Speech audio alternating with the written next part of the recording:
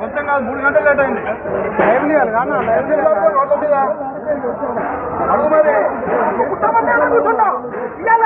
sir మీరు నారాయణ అయితే ఇంత ఈవెంట్ చేసి వేస్తారు